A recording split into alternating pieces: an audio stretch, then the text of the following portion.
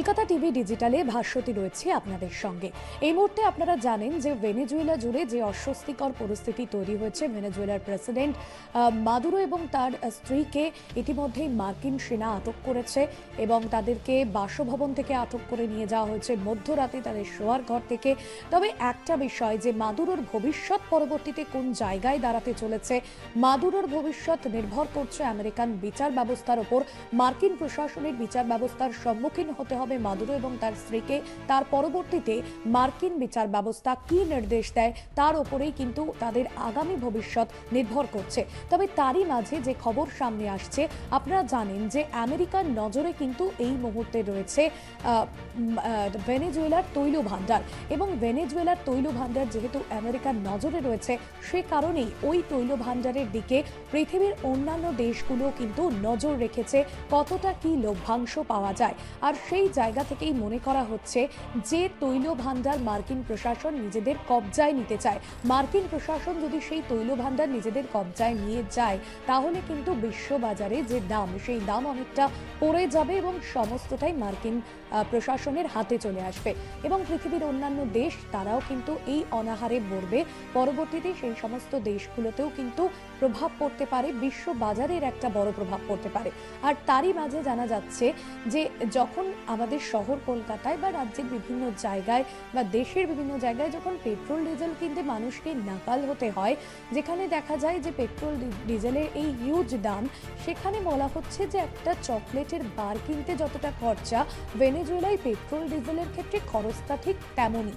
ধরুন 30 থেকে 50 লিটার যে পেট্রোল আপনি কিনছেন বা ডিজেল কিনছেন, সেক্ষেত্রে খরচটা থাকছে 50 থেকে 150 টাকা, এমনটাই কিন্তু সে দেশের হিসেবে জানানো হচ্ছে।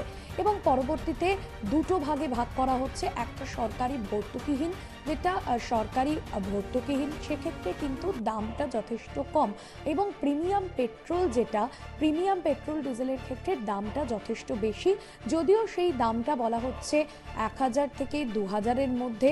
যদি আপনি 500 লিটার ভরতে চান, যদি সেই আন্দাজ করা হয়, সেরকম একটা হিসেব বা তথ্য সামনে আসছে। অন্যান্য দেশের অন্যান্য বাজারগুলোর তুলনায় কিন্তু এখানে দামটা অনেকটাই কম, আর সেই দাম কমের জন্যই কিন্তু অন্যান্য দেশগুলোর যেরকম চোখ রয়েছে এই তৈল ভান্ডারের দিকে, সব থেকে বেশি মার্কিন প্রশাসনের রয়েছে। কারণ আমেরিকা ইতিমধ্যেই ডোনাল্ড ট্রাম্পের তরফে যে হুঁশিয়ারি দিয়ে দেওয়া হয়েছে যে যতদিন না পর্যন্ত সেখানে গণতান্ত্রিকভাবে নির্বাচন হচ্ছে, এই মুহূর্তে অন্তর্বর্তীকালীন প্রেসিডেন্ট রয়েছেন ভেনেজুয়েলায়, যতদিন না গণতান্ত্রিকভাবে নির্বাচন রয়েছে, সবটা রাশ থাকবে ভেনেজুয়েলার আমেরিকার হাতেই। যদিও পাল্টা হুঁশিয়ারি দিয়েছেন অন্তর্বর্তী প্রেসিডেন্টও। এ তো চলছে, তবে এই কম দামের যে সরাসরি প্রভাব, সেই প্রভাব সাধারণ মানুষের পকেটের ওপরও পড়ছে। অন্যান্য দেশে যেটা আমি বললাম যে ভেনেজুয়েলায় 35 থেকে 50 লিটারে খরচা হচ্ছে মাত্র 50 থেকে 150 টাকা। প্রিমিয়াম পেট্রোলের দাম যেহেতু আন্তর্জাতিক বাজার দ্বারা নির্ধারিত হয়ে থাকছে, সেক্ষেত্রে প্রতি লিটারে 42 টাকা দাম হচ্ছে। কোনো চালক যদি প্রিমিয়াম প্রকল্পটি বেছে নেন, তবে 50 লিটারের ক্ষেত্রে ট্যাঙ্ক পূরণ করতে $25 লাগছে, $20 থেকে $25, যেটা ভারতীয় টাকার হিসেবে 1700 থেকে 2100 টাকা দিতে হচ্ছে। সৌদি আরবের ক্ষেত্রে, যা প্রায়শই তেলের সমর্থক হিসেবে বিবেচিত হয়, 267.2 বিলিয়ন ব্যারেল তেল নিয়ে দ্বিতীয় স্থানে রয়েছে। তবে এত বিশাল পরিমাণ তৈল ভান্ডার মজুদ থাকা সত্ত্বেও কিন্তু ভেনেজুয়েলা তার অপরিশোধিত তেল রপ্তানি থেকে যে আয়টা করা উচিত ছিল, সেই আয়টা করে না, এবং যার জন্য কিন্তু অর্থনৈতিক চ্যালেঞ্জের মুখোমুখি হতে চলেছে।